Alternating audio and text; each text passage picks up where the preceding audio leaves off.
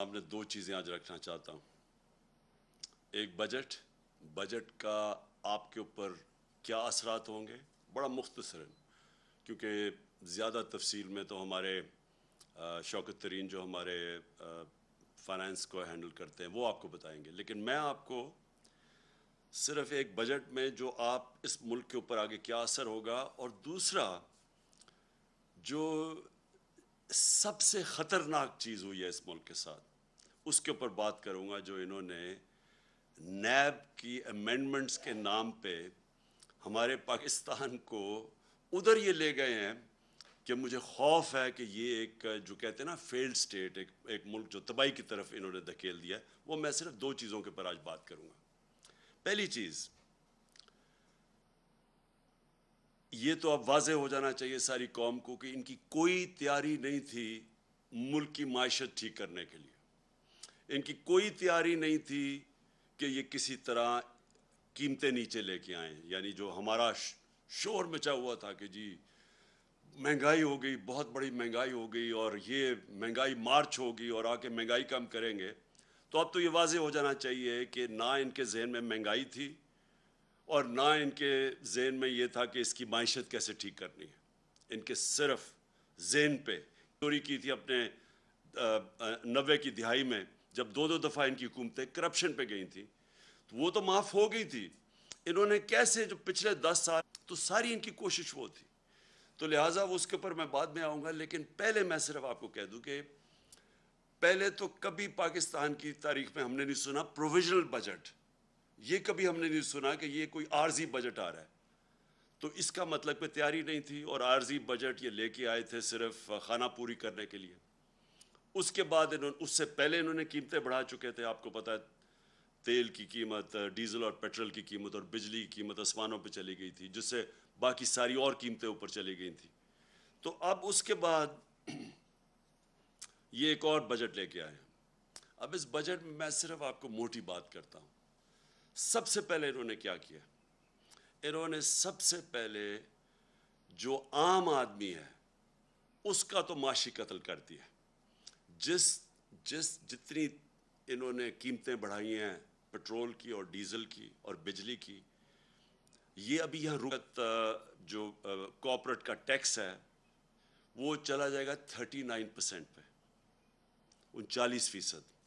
جبکہ ہندوستان اور بنگلہ دیش جو یاد رکھیں مقابلہ کرتے ہیں، ہم چیزیں جو بیچتے ہیں دنیا میں، ہمارے جو کمپیٹیٹرز ہیں جن سے ہم مقابلہ کرتے ہیں وہ ہندوستان اور بنگلہ دیش ہے، ان کے 25% ہے. اب اس کا مطلب کہ ہماری چیزیں جب آپ یہ ٹیکس لگائیں گے تو ہماری چیزیں مہنگی ہو جائیں گی. اوپر سے بجلی ویسے مہنگی ہو گئی، گیس 45% ویسے مہنگی ہو گئی، اور جو ڈیزل اور پیٹرول، کیونکہ ڈیزل اس لیے کیونکہ لوڈ شیڈنگ اتنی زیادہ ہے، لوڈ شیڈنگ کی وجہ سے انڈسٹری کو چلانی پڑتی ہے جنریٹرز پہ، تو وہ سارا جو اب ان کا جو کاسٹ ہوگا جو چیزیں بنانے کی، مینوفیکچر کرنے کی، وہ مہنگی ہو جائیں گی.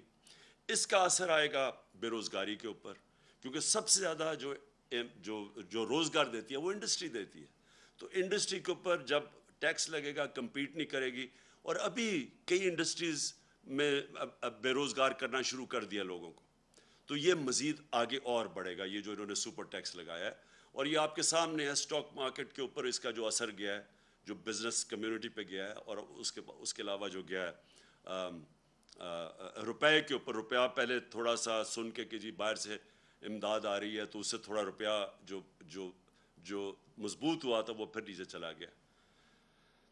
تو اور تیسری چیز جو ہمارا زراعت کے اوپر ملک، سارا جو ہمارا ملک تو ڈپینڈ کرتا ہے اس کا کہ زراعت جب اوپر جاتی ہے تو سارے 60% پاکستان کو فائدہ ہوتا ہے.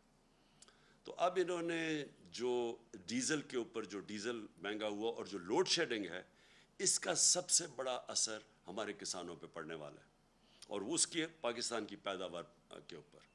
تو ایک طرف سیلریڈ کلاس، جس سیلریڈ کلاس کو انہوں نے پہلے چھوٹ دی تھی، جو 1 لاکھ روپیہ مہینہ سے زیادہ تنخواہ تھی، 50,000 روپے مہینے پہ بھی ٹیکس آ گیا ہے. 1,00,000 روپے مہینے سے جو زیادہ ہے ان کا ٹیکس ڈبل کر دیا. تو پہلے جو تنخواہ دار طبقہ مشکل میں تھا اس کے اوپر مزید اور ٹیکس بڑھا دیا. اور اس سے کیا ہوگا؟ اس سے لوگ مجبور ہوں گے ٹیکس کی چوری پہ. جو تانے دیے جاتے تھے کہ 6,000 ارب روپیہ آپ ٹیکس کیسے اکٹھا کریں گے، اس سے زیادہ ہم نے کیا. اور میں آپ کو گارنٹی کرتا ہوں کہ جو ہم قدم اٹھا رہے تھے، ہم 8,000 ارب اور اس سے بھی آگے جانا تھا اس سے اگلے سال. وہ کیسے؟ ہم وہ جو موجودہ لوگ ہیں انہی کے اوپر بوجھ نہیں ڈالنا چاہتے تھے، ہم ٹیکس بیس بڑھانا چاہتے تھے. اور اس کا طریقہ کیا تھا کہ ہم نے بڑی مشکلوں سے نادرا کے ساتھ مل کے آئیڈینٹیفائی کیا کہ 4,30,00,000 گھرانے تھے، 4,30,00,000 جو ٹیکس نہیں دیتے تھے. ان کو ہم نے آرٹیفیشل انٹیلیجنس، یہ ایک نیا طریقہ ہے جس سے آپ آرٹیفیشل انٹیلیجنس کے ذریعے ہم نے سب پتہ چل گیا تھا کہ کون کتنا ٹیکس دے سکتا ہے. اور اپریل سے جب ہماری گورنمنٹ گئی ہے، ہم نے پورا پلان بنایا ہوا تھا کہ ان کو ہم نے کیسے ٹیکس نیٹ پہ لے کے آنا ہے. اس کا مطلب ہمارا ٹیکس نیٹ بڑھ جانا تھا، اور بجائے انہی لوگوں کے اوپر زیادہ ٹیکس ڈالتے، بلکہ اگر ہم کم بھی ٹیکس کرتے تو کیونکہ وہ نیٹ بڑھ جانا تھا، ہمیں ہماری ٹیکس کی آمدنی جو میں سمجھتا ہوں کہ 8,000 سے پھر ہم نے اوپر جانا تھا. پھر ہم نے ایک ٹیکنالوجی کا استعمال کیا، اور یہ سارا ٹیکنالوجی کے ذریعے ہمارا پلان تھا. ہم نے جو ٹریک اینڈ ٹریس سسٹم ہے، یہ جو بڑی ہم نے دیکھا کہ شوگر انڈسٹری کے اندر جب تفتیش کی تو جو شوگر انڈسٹری کے اندر کئی ملز 70% صرف ڈکلیئر کرتے تھے اپنی سیلز ٹیکس کے لیے کہ کتنی انہوں نے چینی بنائی ہے، باقی 30% وہ آف بکس بیچتے تھے، یعنی اس کے اوپر سیلز ٹیکس نہیں دیتے تھے. اس کے لیے ہم ٹریک اینڈ ٹریس سسٹم لے کے آئے کہ ایک ایسا سسٹم ہے کہ اس کے ذریعے ہر بوری کے اوپر وہ لگتا ہے، تو بیٹھے ہمیں پتہ چل جاتا ہے کہ کتنا انہوں نے پروڈیوس کیا اور کتنا وہ بیچ رہے ہیں. یعنی یہ جو چوری ہے سیلز ٹیکس کی، اس کو ختم کرنے کے لیے سسٹم لے کے آئے تھے. 20 انڈسٹریز کو ہم نے چنا تھا، 3 پہ ہم شروع کر دیا تھا ٹریک اینڈ ٹریس سسٹم، اور ہمارا پلان تھا کہ 20 تک ہم پہنچیں گے. تو ہم نے جو اپنا ٹیکس تھا اس طرح بڑھانا تھا، ٹیکس کی چوری کم کر کے. پھر جو ریٹیل سیکٹر، دکانیں جو ہیں، اس وقت جو دکانوں کا جو ٹوٹل دکانوں کی جو پیسہ دکانوں سے بنتا ہے، یعنی جو ان کا جو ٹوٹل ٹرن اوور ہے، وہ 20,000 ارب روپیہ ہے. اور جو ٹیکس دیتی ہیں دکانیں، وہ صرف اس میں سے 4,000 ارب دیتی ہیں. تو ہم ٹیکنالوجی کا استعمال کر کے باقی دکانوں کو بھی ٹیکس نیٹ میں لانا چاہتے تھے. تو کوشش کیا کر رہے تھے کہ ٹیکس نہ ہم بڑھائیں، ہم ٹیکس بیس بڑھائیں اور اس سے ہم پیسہ اکٹھا کریں. اور انشاءاللہ اس پہ ہم ٹارگٹ پہ جا رہے تھے اللہ کے فضل سے، جس طرح ہماری ریکارڈ ٹیکس کلیکشن ہوئی. اور کیونکہ ہم نے بوجھ نہیں ڈالا اپنی انڈسٹری کے اوپر، ریکارڈ پرفارمنس تھی ہماری انڈسٹری کی، ہماری ریکارڈ ایکسپورٹس تھی. ٹیکسٹائل نے ریکارڈ ایکسپورٹس کی. ٹیکسٹائل سیکٹر جو بند ہو رہا تھا جب ہماری گورنمنٹ آئی ہے، اور پوچھ سکتے ہیں فیصل آباد میں، وہ ٹیکسٹائل میں مزدور نہیں ملتے تھے ٹیکسٹائل انڈسٹری کے لیے، اور اس لیے وہ آگے جا رہی تھی. تو انہوں نے جو اب سٹیپس لگائے ہیں، یہ جو ہماری سارے، اور زراعت میں بات کر رہا ہوں کہ ریکارڈ پروڈکشن تھی، 4.4% پہ ہماری زراعت بڑھ رہی تھی.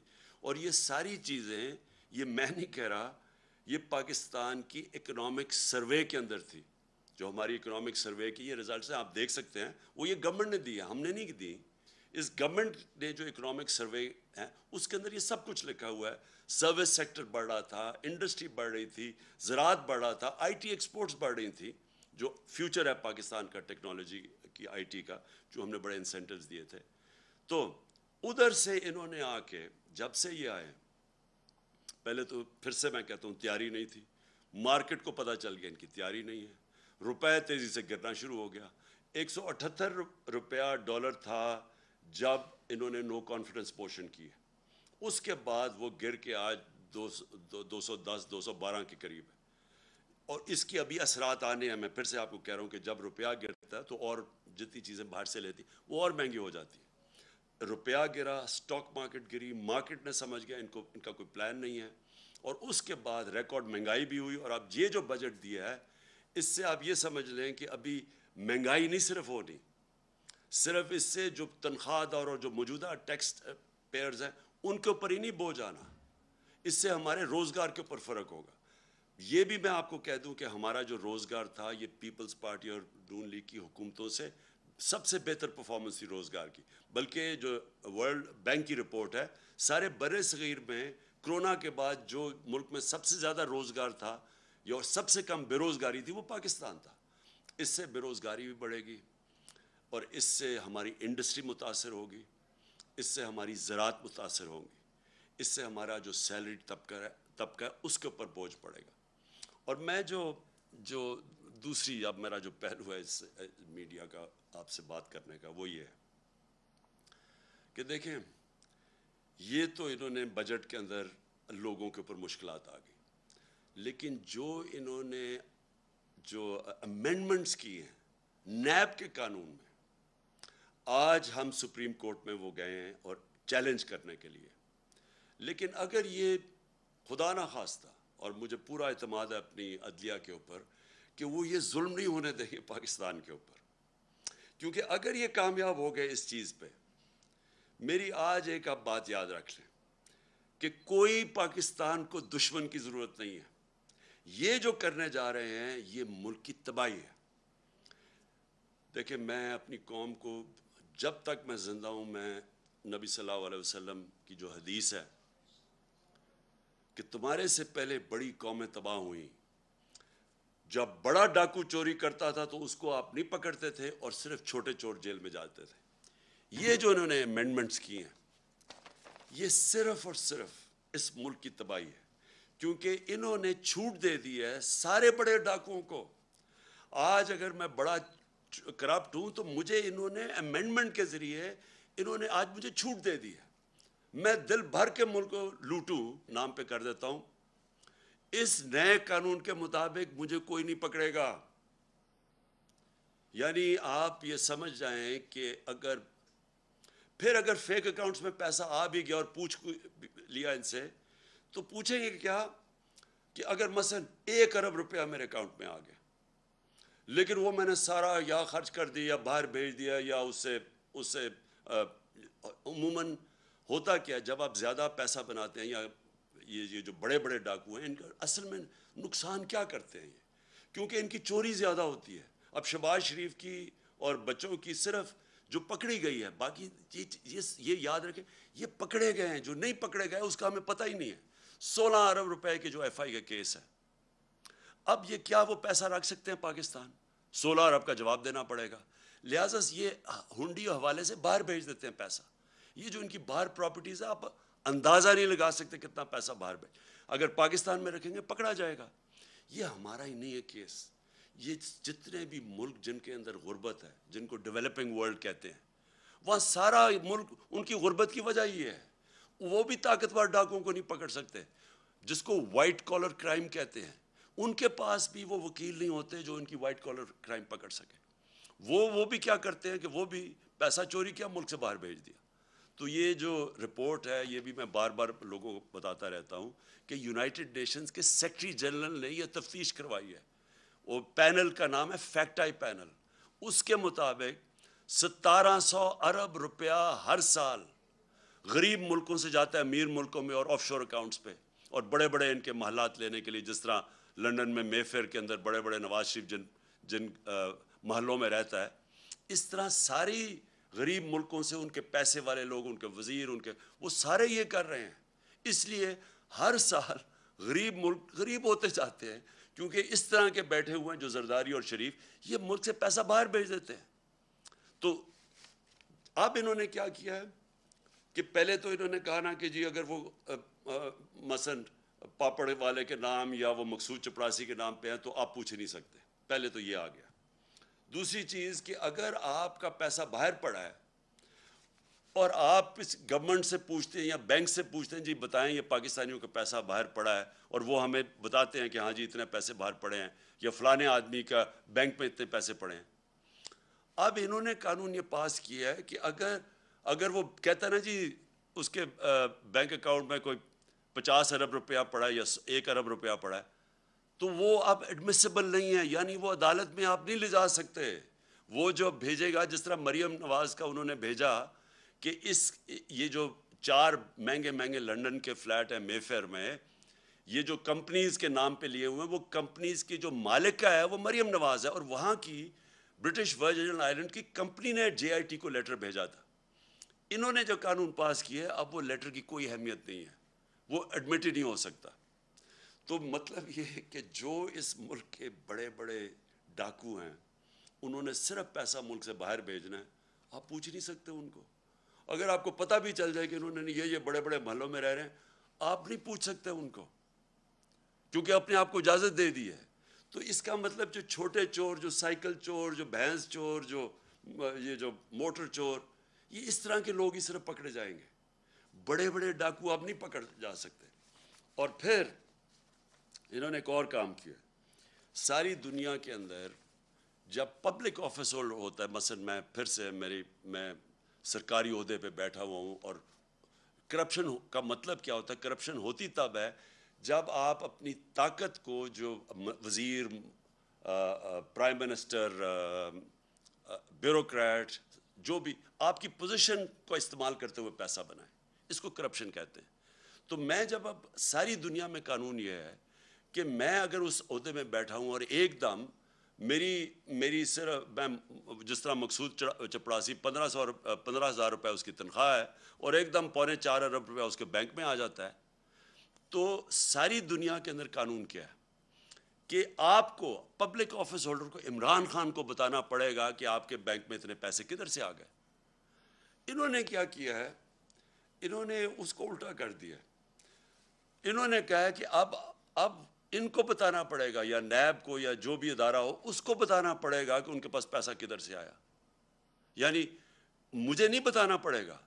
یہ چینج کر دیا انہوں نے کہ اچھا جی اگر میرے بینک میں پیسے آ بھی گئے زیادہ تو وہ مجھے نہیں بتانا پڑے گا, وہ ان کو ثابت کرنا پڑے گا کہ یہ غلط, یہ چوری کا پیسہ ہے.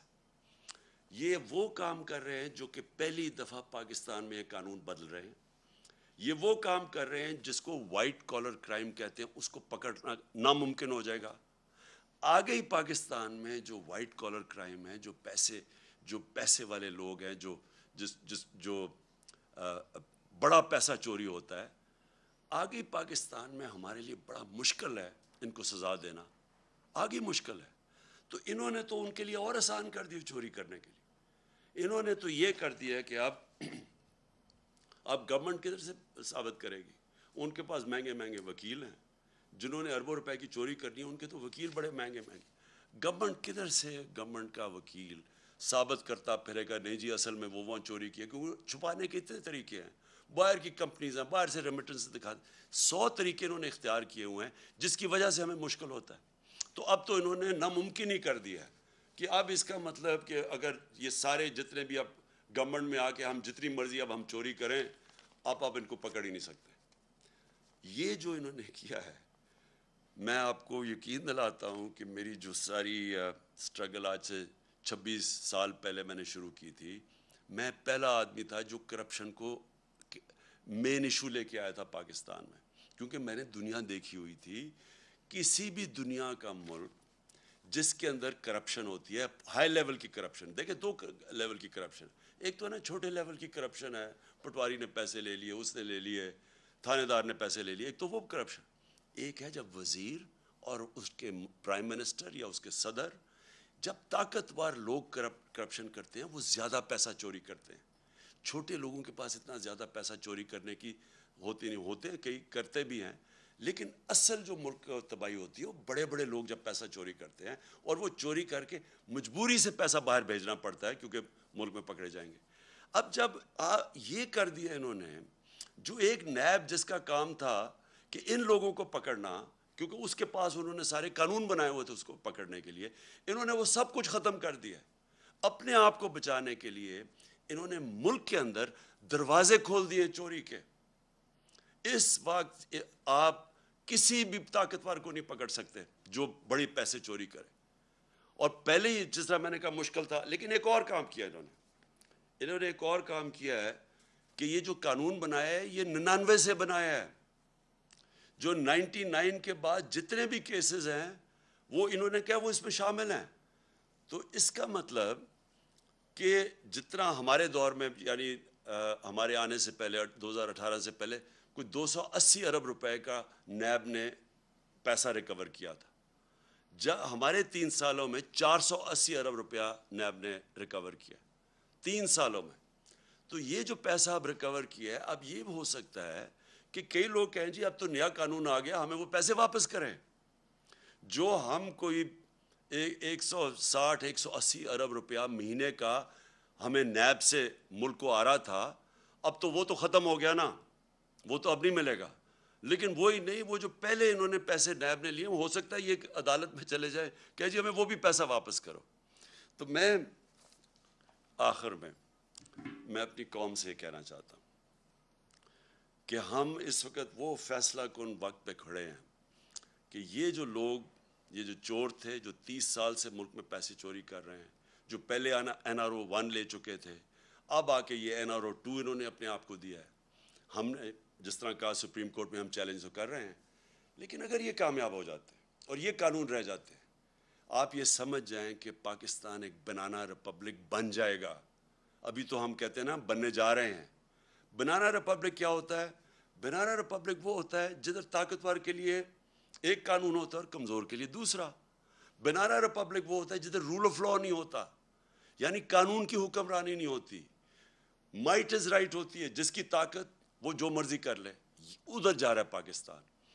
ایک طرف ہم نے ٹیکس لگا دیے لوگوں کے اوپر, تنخواہ دار لوگوں کے اوپر, اپنی کارپوریٹ کے اوپر ٹیکس لگا دیے, کسانوں کے اور عام آدمی کے لیے ڈیزل, پٹرول, بجلی وہاں تک پہنچا دیا ہے کہ ان کے لیے اب مشکل ہوگا گزارا کرنا.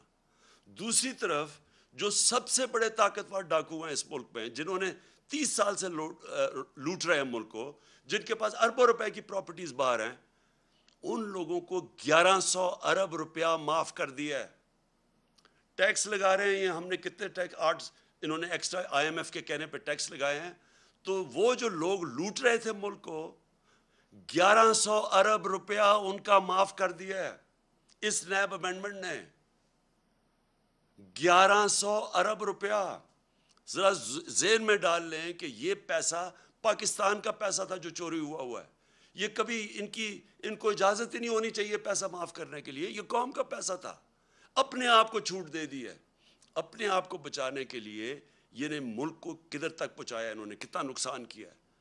تو اس لیے ساری قوم کو, میں آج ساری قوم سے اپیل کر رہا ہوں, میں اپنے لیے نہیں کر رہا, میں آپ کے اور آپ کے مستقبل, آپ کے بچوں کی, آنے والی نسلوں کے مستقبل کے لیے کہہ رہا ہوں کہ یہ ہے ٹائم, ہم سارے پرامن احتجاج کریں اس کے خلاف. یہ ہمارا جمہوری حق ہے. ہمیں انہوں نے جب 25 مئی کو جب ہم نے پرامن احتجاج کیا, تو جس قسم کے انہوں نے ہمارے اوپر تشدد کیا, یہ میں آپ کو یقین دلاتا ہوں کہ کسی جمہوریت گورنمنٹ میں پاکستان کی تاریخ میں ایسے نہیں ہوا. اور میں آپ کو جنرل مشرف کے مارشل لاء کو کہتا ہوں, میں نے 8 دن جیل میں گزارے تھے. میں نے اس دور میں اس طرح کا ظلم نہیں دیکھا جو انہوں نے اب کیا. اور ایسے انہوں نے ظلم کیا صرف ایک وجہ سے, کیونکہ ان کو پتہ یہ سارا ایک سازش کے ذریعے آئے ہیں, ناجائز ہیں, انہوں نے چوری چھپانے آنا تھا. ان کا صرف ایک اب حربہ رہ گیا کہ لوگوں کو خوف پھیلائیں, ڈنڈے کے زور سے لوگوں کو دبائیں تاکہ لوگ چپ کر کے بیٹھ جائیں, کہ خوف زدہ ہو جائیں لوگ کہ جی ہر جگہ. اور لوگوں کو ٹیلی فون آتے ہیں, کبھی صحافیوں کو ٹیلی فون آ جاتا ہے ان نون نمبر سے, کبھی سوشل میڈیا کے لوگوں کو اٹھا کے 2 دن جیل میں ڈال دیتے ہیں خوف پھیلانے کے لیے. میرے اوپر کوئی 9 پتہ نہیں کتنی FIRs ہیں, صرف کہ کسی طرح ہم ڈر کے چپ کر کے بیٹھ جائیں. میں آج ساری قوم کو کہتا ہوں کہ آپ نے یہ خوف کا بت توڑنا ہے. یہ بہت بڑا بت ہے, یہ بت آپ کو غلام بنا دے گا. یہ بت, اگر آپ اس خوف کے بت سے کی پوجا کرنا شروع کر دیا آپ نے, تو یہ یاد رکھیں کہ آپ اپنے اوپر ظلم بڑھا دیں گے. یہ ظلم بڑھتے جائیں گے آپ کے اوپر, مہنگائی بڑھتی جائے گی, چوری بڑھتی جائے گی. ساری چوری کی قیمت آپ ادا کرتے ہیں. جتنا یہ اوپر بڑے بڑے ڈاکو چوری کرتے ہیں, آپ اس کی قیمت ادا کرتے ہیں. انہوں نے 3.5 سال کیمپین چلائی, اور مجھے پتہ ہے کدھر سے پیسے میڈیا کے اوپر چلا, مجھے پتہ ہے باہر سے فنڈنگ کدھر سے ہوئی ہمارے اگینسٹ یہ جو پوری سازش تھی. آپ یہ دیکھیں کہ آخری 2 سال میں 17 سال میں جو سب سے زیادہ پاکستان کی 17 سال کے بعد، اس کے باوجود کہ بینکرپٹ ملک ملا تھا، دیوالیہ نکلا ہوا تھا، اس کے باوجود کرونا ہوا تھا، اس کے باوجود آخری 2 سال میں 17 سال کے بعد سب سے زیادہ گروتھ ریٹ تھی ہماری، یعنی ڈیولپمنٹ تھی۔